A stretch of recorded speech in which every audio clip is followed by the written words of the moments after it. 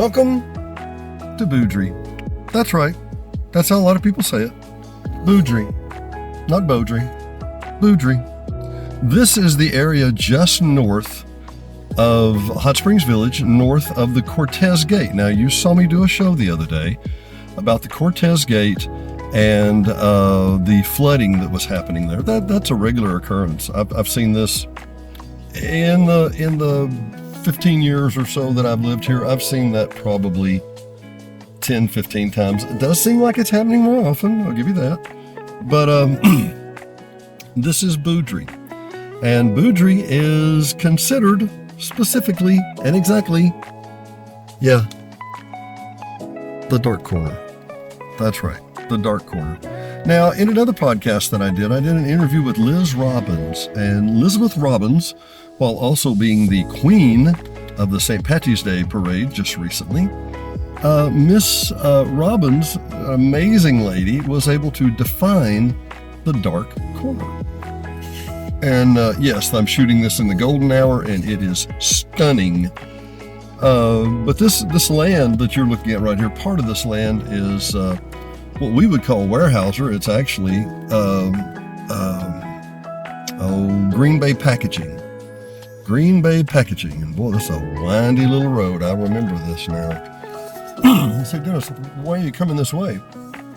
Because this is the way that you can come into Hot Springs Village through the carded gates and not have to go through the manned gates on the north central west end of Hot Springs Village. This is also the back way, and a little of this, not the part that I'm on right now. I went all the way in from Highway 7 to this portion right now. But there's a 200, maybe 100, maybe 200. There's a lot of people that come over that bridge I showed you the other day. And the reason being is because that's the way that they get from the north part of Hot Springs Village to Jessieville. And you say, well, why would they do that? Well, there's a lot of people take their kids to school and they drive that way. And just in case you're curious, there's a lot of people who live in Jessieville who work for the POA, and that's how they get inside the village, through roughly the roads I'm taking you right now. Budri is a very, very nice, very interesting, really, really interesting place.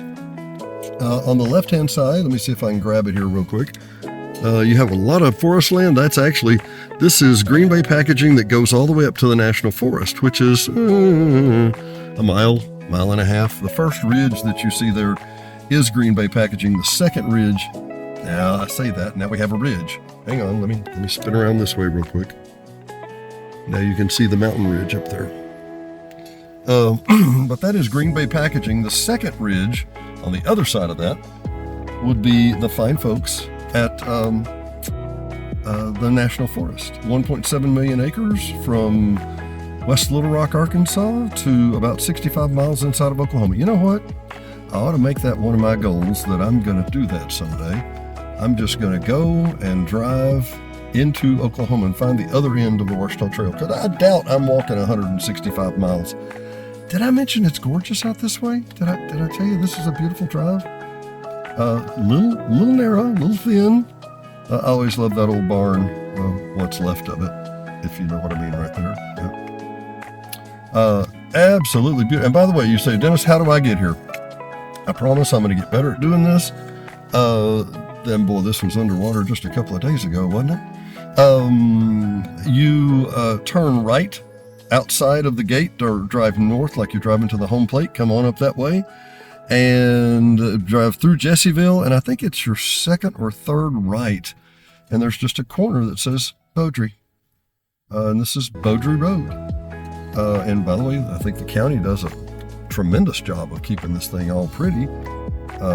Very well paved, very clean, very nice, well striped, which is important on a narrow road. Oh yeah, there's the old log cabin. Yeah, there's.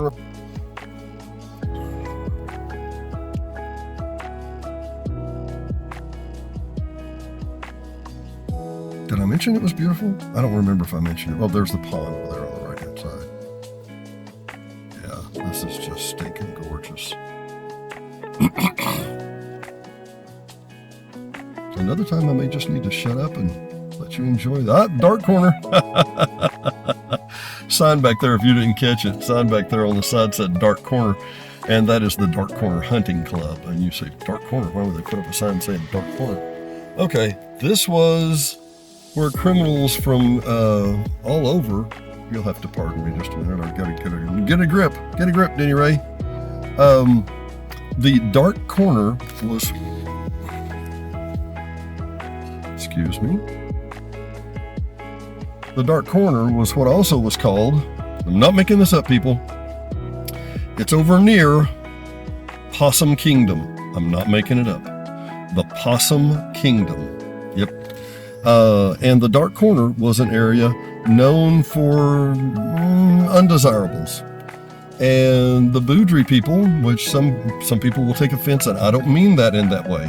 You know, well, we Budri people, we were criminals or whatever, or we were outlaws, or we were, you know, whatever. Not necessarily. But there were outlaws that lived here. Miss Robbins from the Historical Society reminds me, that's a beautiful house. I don't know, it's just kind of right in a curve. Pretty area. Very, very, very pretty area. Miss Liz reminds me, God, these barns up here, I got to shut up and watch. Anyway, Miss Liz reminds me that the Budri area, that these people had a knack and a reputation for being basically kind of tough people, and that was fine with them. If you had said, you know, you're from Budri and these are tough people, yeah, they wouldn't have minded that. That wouldn't have bothered them. Let's see, right, that sign up on the corner there says Dark Corner again. Once again, Dark Corner Hunting Club, where they've leased the property again.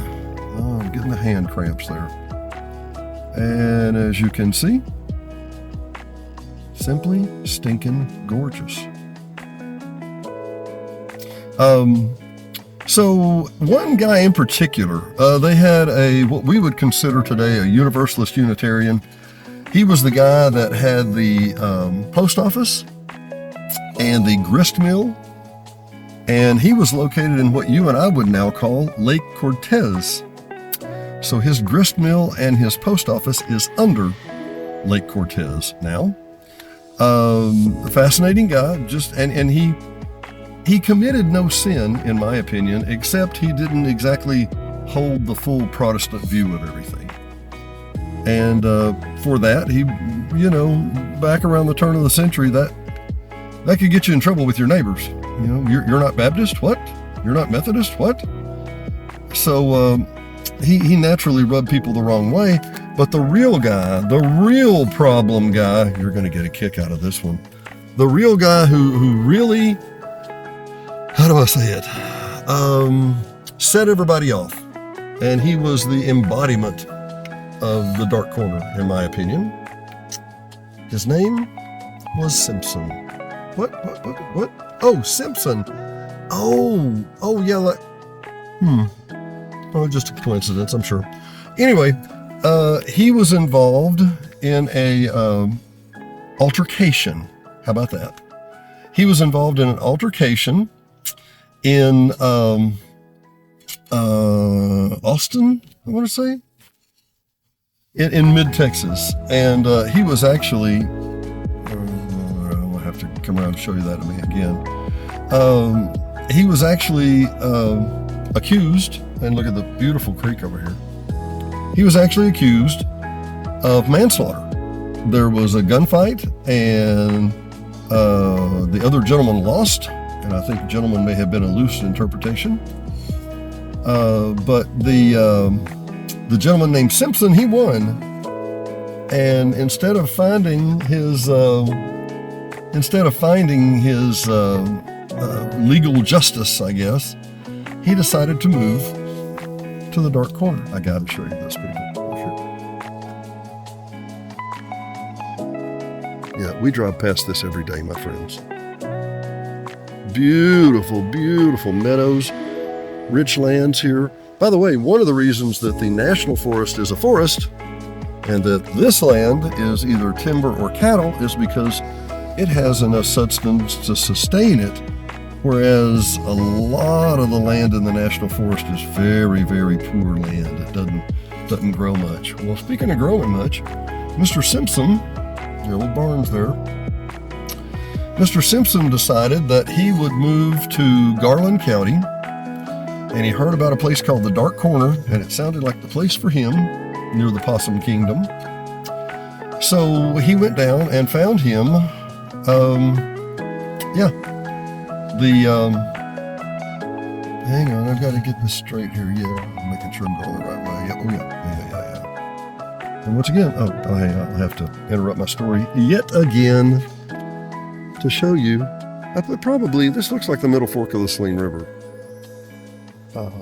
And stinking gorgeous. Now, let me tell you how to read the situation here, people. That looks like a beautiful flowing creek. And that looks like debris from the latest flood that washed up over this road, people. Yeah, let that sink in. Kind of sink in, get it? Yeah.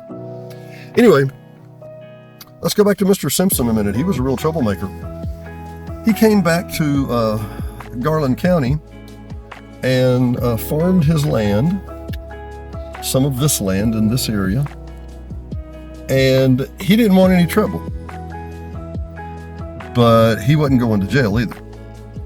So Mr. Simpson would go to the field with his one mule and his, I think it was a one blade plow. Could have been a 3. Mules don't carry 5 pulls. And he would go and plow his fields and harvest the foods and live off the land with a .45 revolver stuck in his pocket. Whoa, I forgot about that. Yep, hang on. Show you that one too. So Mr. Simpson was renowned for farming his crops, tilling his soil, packing heat, and not just a little heat, a Colt 45. In the episode that we did with Miss Liz Robbins, who once again is a saint, wonderful, wonderful lady, and keeping history alive. They really are. If you want to donate to a valid cause, to a wonderful cause that makes the most of their dollars, the Garland County Historical Society is supreme and superb. Anyway, Miss, excuse me. You know what? All the good paved roads confuse me. Hang on. Oh, we're at Marble. Yeah, we're at Marble. Marble Missionary Baptist. Yep, there we go. And Miss, yeah, I got to go straight. I remember where I'm at now. This is the road. Typically, you turn to the right where they clear cut all this and go back up to Jessieville. That is a gorgeous view in and of itself.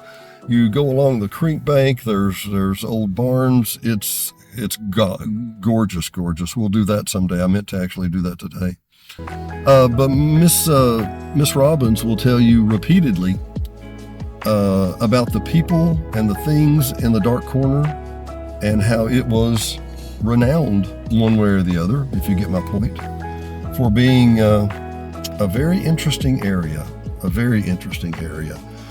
She showed me photos in another show that I did where there were, it looked like freed African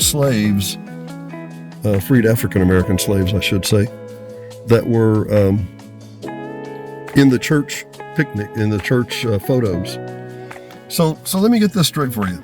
And I did an episode recently with Donnie at the Hollis Country Store, where we talked about how the world might be a better place if it was more like Hollis, Arkansas. And he kind of looked at me funny when I mentioned it, but I noted that in this area, this little Tally Cemetery, there we go, the Tally Cemetery, that in this area, 100 years ago, you had to get along. So, well, of course, everybody has to get along. No, not everybody thought you had to. But the Universalist Unitarian the manslaughter subject, the freed slaves or the children of freed slaves, and the rest of all the Protestants had to get along. We have pictures of them having a baptism down on the creek. Just some incredible pictures. Here is where it was completely flooded less than a week ago. And by the way, yes, that is an old railroad car. That is what we call a lowboy. That's a railroad car.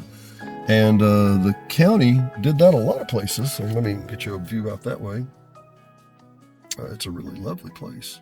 It really is.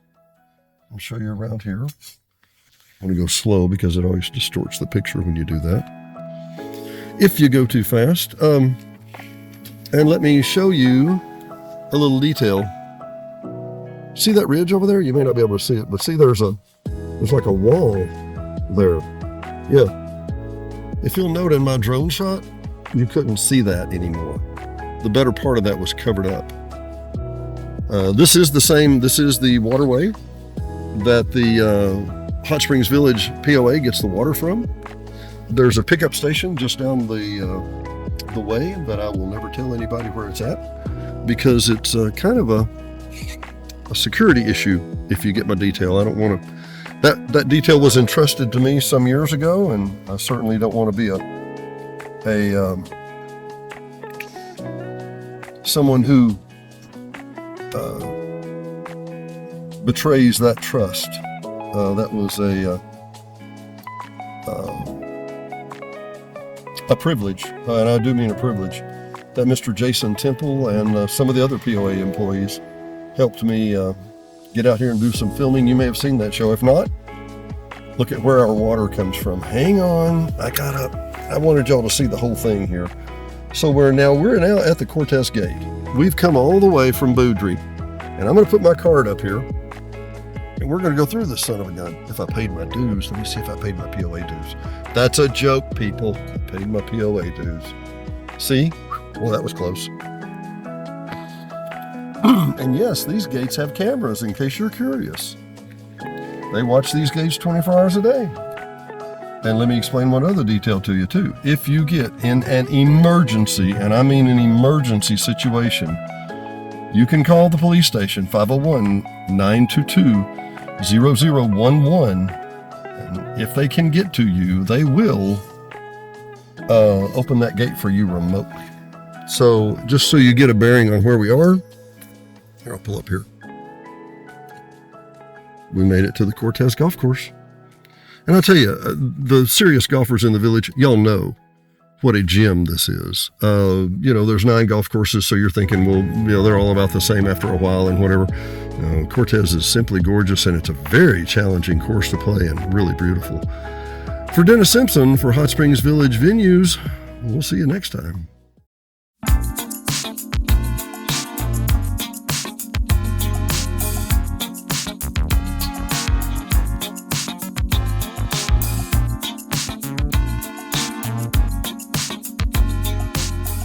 Hot Springs Village Venues is brought to you by KVRE at 92.9 and streaming worldwide on iHeartRadio. KVRE is your family-owned local hometown radio station, so be sure and tune in for live local programming, news, sports, and information every day at 92.9. HSV Radio. HSV Radio is heard every Saturday morning at 9 a.m. or streaming on any of the major platforms. Hot Springs Village Radio is an eclectic mix of music, motivation, great music history, and Saturday morning fun. Join us every Saturday morning at 9 a.m., 92.9. And brought to you by the Hot Springs Village Voice, Hot Springs Village only newspaper, also serving all of Saline and Garland County. Your local newspaper for local events. No one else has more local news than the Hot Springs Village Voice about the Hot Springs Village area. Sign up today at hsvvoice.com or call 501-623-6397. Again, that's 501-623-6397. Located at 3576 North Highway 7 in Hot Springs Village, Arkansas, just in front of Walmart. Brought to you by Gotta Go Vacations. www.gottagovacations.com. Troy Woods and Patrick Cunningham at 501-204-4805 can help you with any of your travel needs. Patrick and Troy have been airline stewards for decades, and their experience and their travel can serve you well. GottaGoVacations.com, again, that's GottaGoVacations.com, can help you book the perfect tour for you, whether it's a riverboat cruise up the Mississippi or the Rhine. These guys are who you need to call. 501-204-4805. Troy or Patrick, 501-204-4805. GottaGoVacations.com. D&D Village Properties. Hot Springs Village only short-term rental with over 2,100 five-star reviews. All properties are lakefront. They include complimentary kayaks, hot tub, pet-friendly, and a stunning view of the lake. Visit DD Village Prop today for your vacation getaway.